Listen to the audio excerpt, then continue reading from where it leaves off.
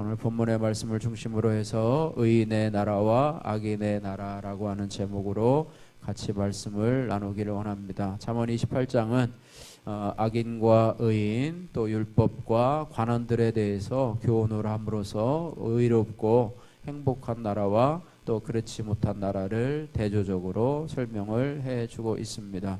1절 말씀을 보시면 이 악인은 쫓아오는 자가 없어도 도망하나 의인은 사자같이 담대하느니라 이렇게 말하고 있습니다. 악의 악한 일에 가담을 하고 또 죄를 짓는 사람은 그 두려움 때문에 그것이 발각될까 하는 두려움 때문에 또 심판에 대한 두려움과 초조함으로 인해서 쫓아오는 자가 없어도 늘 불안해서 도망하게 될 것이다 이렇게 말씀하고 있습니다. 그러나 하나님의 말씀을 지키고 또 하나님을 경외하는 의인은 사자같이 담대할 것이다 이렇게 말씀하면서 말씀의 길로 걸어가는 자들 이거는 언제 어디서든지 어떠한 상황에서든지 또 누구 앞에서든지 당당함을 갖게 될 것이다 이렇게 말씀하고 있습니다. 그래서 우리가 이런 담대함을 얻을 수 있도록 하나님 앞에 늘 죄를 회개하며 또 우리 연약함을 주님 앞에 드러내며 나가야 될 줄로 믿습니다. 우리에게 죄가 있으면 우리가 담대하지 못하고 늘 불안해하고 두려워하게 됩니다. 내가 회개해야 돼. 내가 나를 불안함으로 인도하는 두려움으로 인도하는 나의 죄악은 무엇입니까? 자, 2절과 12절 말씀 보시면 2절 말씀 보면 나라는 죄가 있으면 주관자가 많아져도 명철과 지식이 있는 사람으로 말미암아 장구하게 되느니라 이렇게 말하고 있습니다.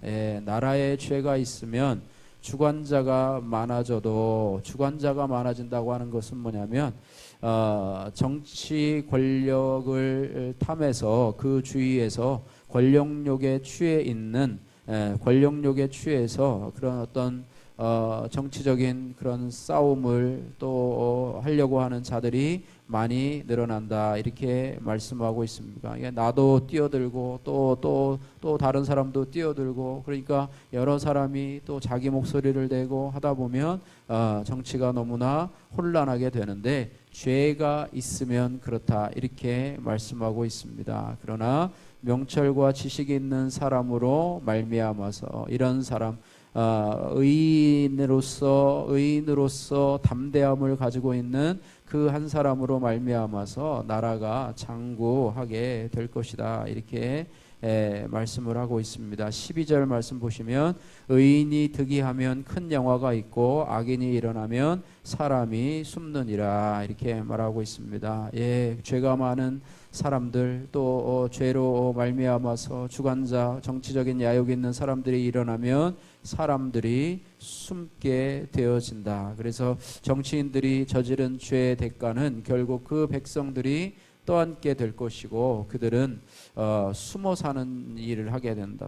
자유롭지 않고 늘 정죄의식에 사로잡혀 있기를 하게 될 것이다 말씀하고 있습니다. 그래서 의인이 득이하면 그래서 2절 말씀에 이런 사람은 명철과 지식이 있는 사람으로 비유가 될 수 있습니다. 하나님을 경외하고 명철과 지식으로 의를 향해서 살아가는 그런 정치인들이 일어나도록 우리가 기도해야 될 것입니다. 지금도 많은 대선 주자들이 각 당의 경선 주자로서 지금 이제 한 명 한 명씩 대두되고 있는데요.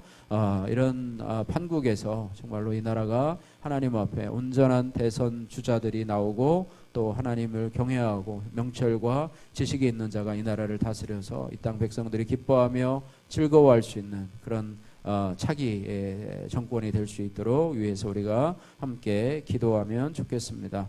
자, 그 다음에 3절, 6절, 8절, 15절, 16절 말씀을 보면은 이 권력자들에 대해서 말씀하는데요.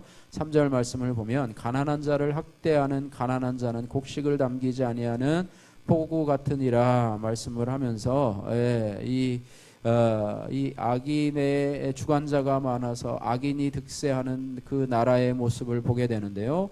가난한 자를 학대하는 그 나라의 가난한 자를 학대하는 자는 포구와 같으니라 곡식을 남기지 아니하는 그런 폭우와 같다 이렇게 설명을 하고 있습니다. 이게 가난한 사람들이 더 가난하게 되고 가난하게 된 것 그것까지도 또 빼앗길 수밖에 없는 그런 상황 가운데 처할 수밖에 없는 그런 나라는 참 어려운 나라가 될 것이다 이렇게 말씀하고 있습니다. 6절 말씀에 가난하여도 성실하게 행하는 자는 부유하면서 굽게 행하는 자보다도 나으니라 라고 말하면서 가난하다고 죄가 아니고요, 부자라고 의로운 것이 아니고요, 가난하여도 하나님 앞에 성실하게 행하면 부유하면서도 죄를 짓고 불법을 행하고 가난한 자를 약탈하는 그런 자보다 훨씬 낫다 이렇게 설명을 하고 있습니다. 8절 말씀 보십시오. 중한 별리로 자기 재산을 늘리는 것은 가난한 사람을 불쌍히 여기는 자를 위해 그 재산을 저축하는 것이니라 이렇게 말씀하고 있습니다. 가난한 자를 중한 별리로 자기 재산을 늘리는 것. 요즘에는 뭐 주식으로 또 뭐 비트코인으로 또 여러 가지 아파트 또 투자로 인해서 뭐 손쉽게 뭐 몇 억씩 몇십억씩 이렇게 돈을 버는 사람들이 많은데 이런 나라가 올바른 나라는 아니라고 하는 것을 우리가 보게 됩니다. 그러나 그들이 얻는 이런 불의의 자금들은 오히려 가난한 사람을 불쌍히 여기는 자들을 위해서 나중에 그것이 쓰이게 될 것이고 자기를 위해서는 쓰이지 못할 것이다. 하나님께서 그들의 손에 영원히 견고하게 있게 내버려 두지는 않게 될 것이다. 이 부분에 대해서 설명을 하고 있습니다. 자, 15절 말씀, 가난한 백성을 압제하는 악한 관원은 부르짖는 사자와 주린곰 같으니라 말씀하고 있습니다. 죄가 관영하는 나라의 이 정치인들 속에 그 가운데 이 악한 관원들, 오늘날로 얘기하면 뭐 공무원이겠죠. 악한 공무원들이 가난한 백성을 압제하고 또 그들의 재산을 몰수하고 그들을 힘들게 하고 착취하는 그런 모습을 보게 되는데요. 이런 관원은 부르짖는 사자와 줄인 곰같이 먹이를 찾아서 배고픔을 이렇게 하려고 하는, 배고픔을 없애려고 하는 그런 동물처럼 얼마나 난폭하게 가난한 사람을 취하는지에 대해서 비유적으로 설명을 하고 있습니다. 16절 말씀 보면 무지한 치리자는 포악을 크게 행하거니와 탐욕을 비유하는 자는 장수하리라 말씀하고 있습니다. 포악을 크게 행하는 무지한 자, 명철과 지혜가 없는 어리석은 자가 포악을 크게 행하고, 왜 그렇습니까? 하나님을 두려워하지 않기 때문에 그 죄가 숨기기만 하면 모든 것이 숨겨질 것이라고 생각하기 때문에 눈 가리고 아웅하는 식으로 그렇게 하기 때문에 그렇습니다. 그래서 이런 무지한 치리자가 이런 지도자가 되는 것이 아니라 국회의원을 포함한 모든 지도층에 있는 고위 공무원들을 이런 지도층에 있는 것이 아니라 명철과 지식을 가진 사람, 온전한 국가관을 가지고 온전한 정의관을 가지고 법 앞에서 정말로 공정한 그런 정치인들이 되어서 이 땅이 하나님 앞에 올바른 나라가 되기 위해서 우리가 항상 기도하며 나가기를 소원합니다. 그래서 이 땅에 성실한 자들이 살아갈 수 있는 세상이 될 수 있도록 불로소득을 챙기는 사람만이 살아가고 가난한 사람은 더 가난하게 되고 가난한 사람은 더 빼앗기는 그런 모습이 아니라 이웃의 아픔들을 돌아보는 그런 이 나라, 약자들을 돌아볼 수 있는 이 나라가 될 수 있도록 하나님의 정의와 공평이 실현될 수 있는 나라가 될 수 있도록 또 법 앞에서 어떤 사람도 정말로 차별되지 아니하는 이런 나라가 될 수 있도록 기도해야 될 줄로 믿습니다. 자, 4절 5절 말씀 같이 한번 읽겠습니다. 4절 5절 말씀 같이 읽습니다. 율법을 버린 자는 악인을 칭찬하나 율법을 지키는 자는 악인을 대적하느니라. 악인은 정의를 깨닫지 못하나 여호와를 찾는 자는 모든 것을 깨닫느니라. 아멘. 두 가지에 대해서 말씀을 하고 있습니다. 악인을 율법을 버린 자는 악인을 칭찬하나, 그죠? 자기들 스스로끼리 죄 지은 사람들, 불법을 행한 사람들끼리는 자기 자신들을 칭찬하고 합니다.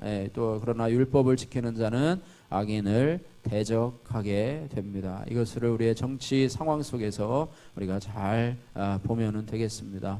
또 악인은 정의를 깨닫지 못하나 정의가 무엇인지도 알지 못합니다. 자기 편을 위하는 것이 정의라고 생각을 하는 그런 생각을 가지고 있습니다. 그러나 여호와를 찾는 자는 모든 것 정의를 깨닫고 실행하는 자다 이렇게 말씀을 하면서요. 우리나라가 이런 의와 공의를 행하는 그런 나라가 될 수 있도록 위해서 기도해야 될 줄로 믿습니다. 7절 말씀 보시면 율법을 지키는 자는 지혜로운 아들이요 음식을 탐하는 자와 사귀는 자는 아비를 욕되게 하는 것이니라 말씀하고 있습니다. 부모의 영광은 세상에서 성공한 자녀가 아니라 하나님 말씀에 순종하는 자녀. 그래서 율법을 지키는 자는 지혜로운 아들이요. 그래서 우리의 자녀들이 성공한 자녀가 아니라 거룩한 자녀가 되기를 위해서 기도해야 될 줄로 믿습니다.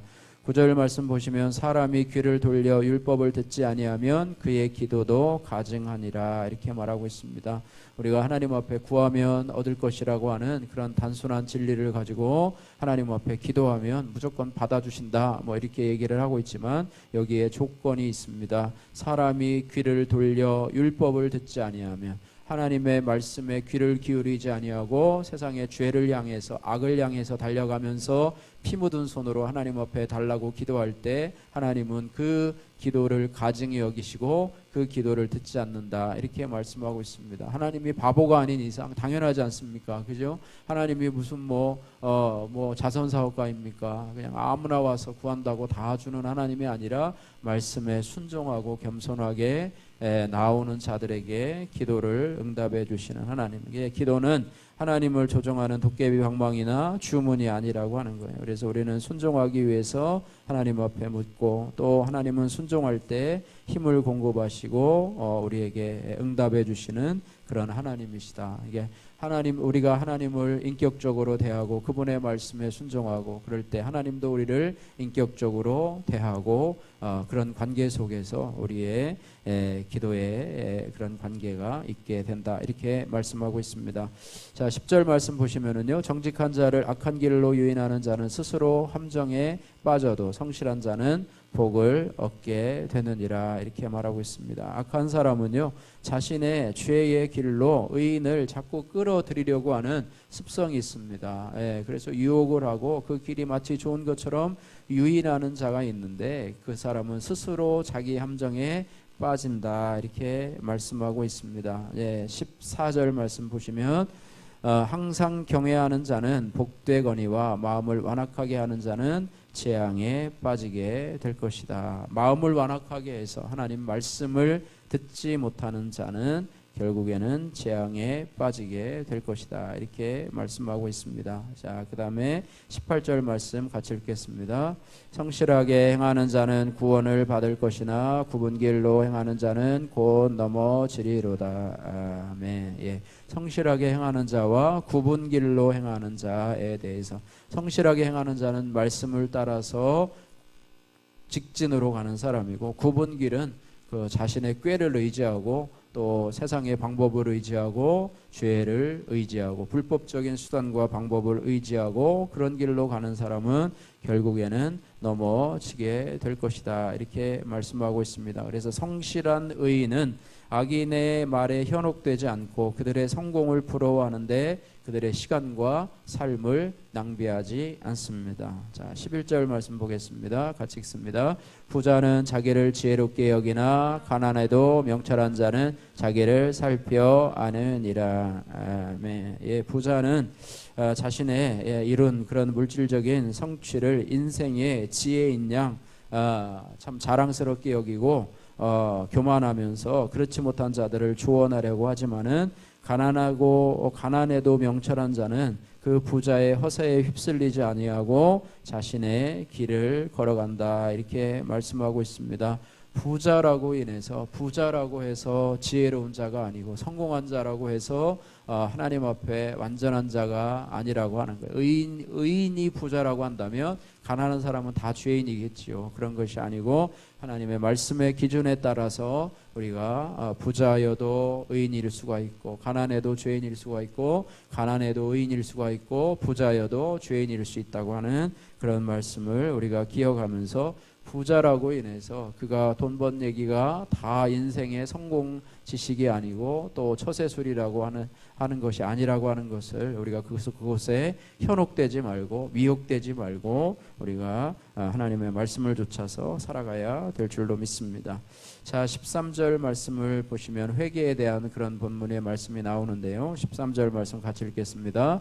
자기의 죄를 숨기는 자는 형통하지 못하나 죄를 자복하고 버리는 자는 불쌍히 여김을 받으리라. 아멘. 예.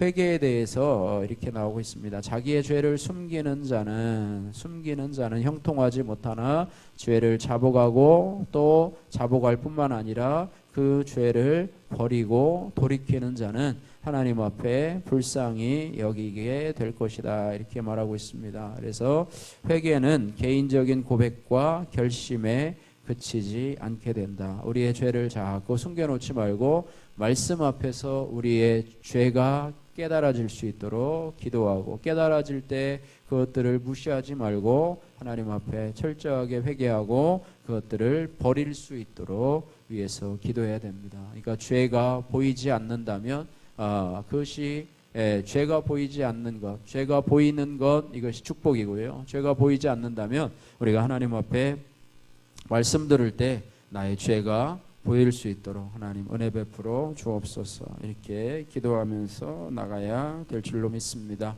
오늘 의인의 나라와 악인의 나라라고 하는 제목으로 같이 말씀을 나눴는데요.